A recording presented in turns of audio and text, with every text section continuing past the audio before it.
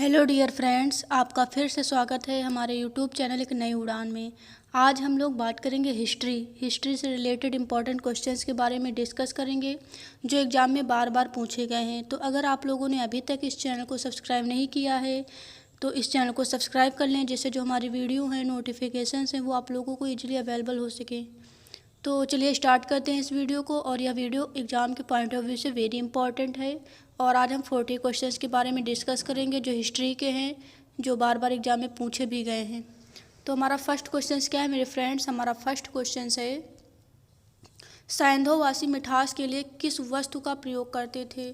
तो किस वस्तु का प्रयोग करते थे मेरे फ्रेंड्स? तो शहद का प्रयोग करते थे। सैंधोवासी जो थे मिठास के लिए शहद का यूज करते थे, प्रयोग करते थे। उसके बाद आगे बात कर लेते हैं, ऋग्वेद में अघन्य शब्द किस पशु के लिए प्रयोग किया गया है? तो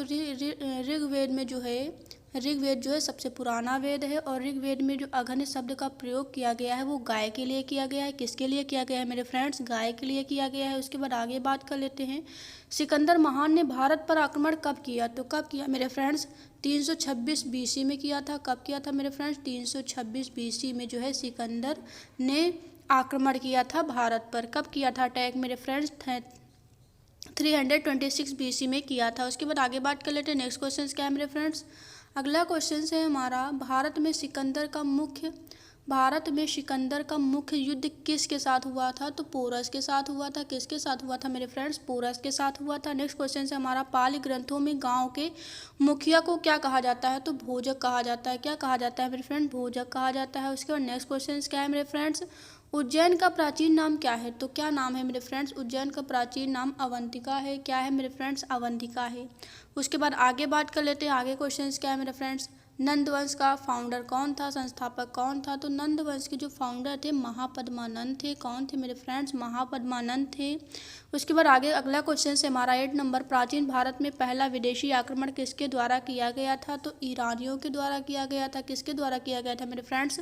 तो पहला जो विदेशी आक्रमण था वो ईरानियों के द्वारा किया गया था। उसके बाद अगला क्वेश्चन है, मगध का कौन सा शासक सिकंदर का समकालिक था? तो घनानंद जो था वो सिकंदर का समकालीन था। उसके बाद नेक्स्ट क्वेश्चन की बात कर लेते हैं, अगला क्वेश्चन क्या है? नंद वंश का अंतिम सम्राट कौन था? कौन था मेरे फ्रेंड्स? तो घनानंद था। नंद वंश का जो अंतिम सम्राट था वो घनानंद था। उसके बाद अगला क्वेश्चन 11 नंबर, बिंदुसार ने विद्रोहियों को कुचलने के लिए अशोक को कहाँ भेजा? तो कहाँ भेजा था मेरे फ्रेंड्स? तक्षशिला भेजा था। कहाँ भेजा था मेरे फ्रेंड्स? तक्षशिला। उसके बाद नेक्स्ट क्वेश्चन से हमारा, किस सम्राट का नाम देवान प्रियदर्शी था? तो किसका था मेरे फ्रेंड्स? सम्राट अशोक का नाम जो था, याद रखना वेरी इंपॉर्टेंट क्वेश्चन है कि किस सम्राट का नाम देवान प्रियदर्शी था? तो सम्राट अशोक का नाम था। उसके बाद आगे बात कर लेते हैं, अगला क्वेश्चन है, कलिंग का युद्ध कब हुआ था? तो कब हुआ था मेरे फ्रेंड्स? 261 में हुआ था, यानी कि 261 बीसी में हुआ था। उसके बाद अगला क्वेश्चन है हमारा, प्राचीन भारत का कौन सा शासक था जिसने अपने अंतिम दिनों में जैन धर्म को अपना लिया था? तो चंद्रगुप्त मौर्य थे, जिन्होंने अपने अंतिम समय में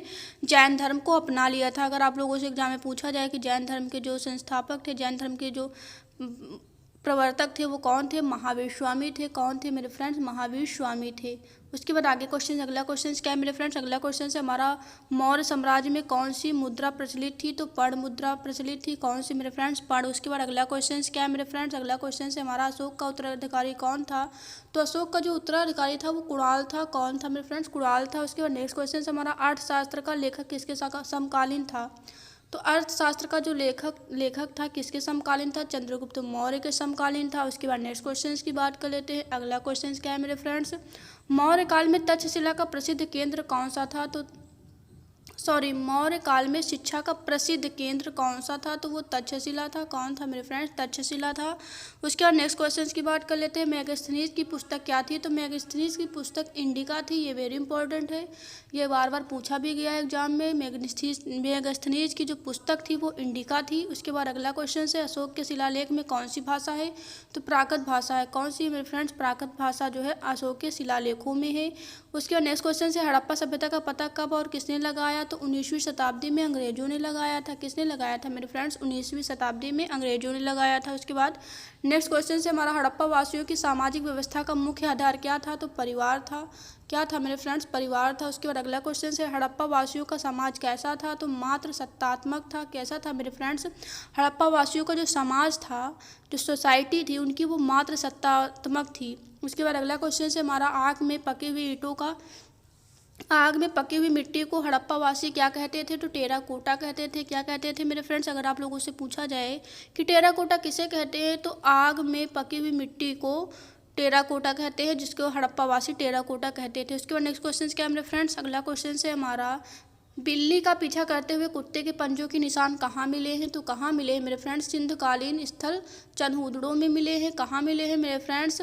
बिल्ली के पीछा करते हुए कुत्ते के पंजों के निशान मिले हैं कहाँ पर? सिंधकालीन स्थल चनहूदड़ों में मिले हैं। उसके बाद नेक्स्ट क्वेश्चन से हमारा किस खेल का प्रचलन हड़प्पा के समय में था? तो अगर आप लोगों से पूछा जाए कि हड़प्पा के समय में किस खेल का प्रचलन था, कौन सा खेल सबसे ज़्यादा प्रचलन में था? तो वो शतरंज था, चेस था। उसके बाद अगला क्वेश्चन है हड़प्पा वासी किसे अपना पवित्र पक्षी मानते थे? तो फाख्ता को मानते थे। किसको मेरे फ्रेंड्स? फाख्ता को मानते थे अपना पवित्र पक्षी। उसके बाद नेक्स्ट क्वेश्चन क्या है मेरे फ्रेंड्स? अगला क्वेश्चन है हमारा स्वास्थ्य किसकी देन है? तो हड़प्पा सभ्यता की देन है। किसकी देन है मेरे फ्रेंड्स? हड़प्पा सभ्यता की देन है। उसके बाद नेक्स्ट क्वेश्चन से कपास की उपज की पहली जानकारी कहाँ से मिलती है? तो हड़प्पा से मिलती है।